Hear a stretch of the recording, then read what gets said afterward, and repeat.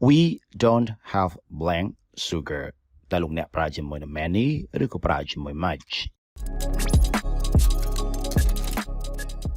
យើងត្រូវដឹងតួនាទីរបស់វាសិន many យើងប្រើយ៉ាងដូចម្ដេច much យើងប្រើយ៉ាងដូចម្ដេច many ប្រើជាមួយនឹង countable nouns នាមដែលយើងអាចរាប់បានគឺរាប់ពី1 2 3ចឹងទៅហើយដូចជាពាក្យមួយចំនួនទៀតដូចជាពាក្យ cars 1 2 3 cars ឬក៏ apples ក៏យើងរាប់បាន tree ក៏យើងរាប់បានហើយនាមដែលយើងមិនអាចរាប់បានគេឲ្យឈ្មោះវាថា uncountable ដូចជាពាក្យថា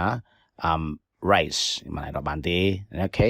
អញ្ចឹងពាក្យនេះដូចជាពាក្យថា salt ក៏មិនអាចរាប់បានដែរ sugar ក៏មិនអាចរាប់បានដែរគេចាត់ទុកជាប្រភេទ uncountable ចំណែកឯសារធាតុរាវដទៃទៀតដូចជា water ដូចជា juice ដូចជា coffee គឺស្ថិតក្នុងចម្ពោះរបស់ uncountable ទាំងអស់មិនអាចរាប់បានទេដូច្នេះ sugar រាប់បានឬក៏អត់រាប់មិនបានទេដូច្នេះខាងមុខវាយើងប្រើជាមួយនឹងពាក្យថា much អូខេអញ្ចឹងលោកអ្នកអាចធ្វើបានទេតើលោកអ្នកអាចដាក់ many និង much ដល់ខ្លួនឯងបានដែរឬយ៉ាងណាសូមព្យាយាមធ្វើទាំងអស់គ្នា alright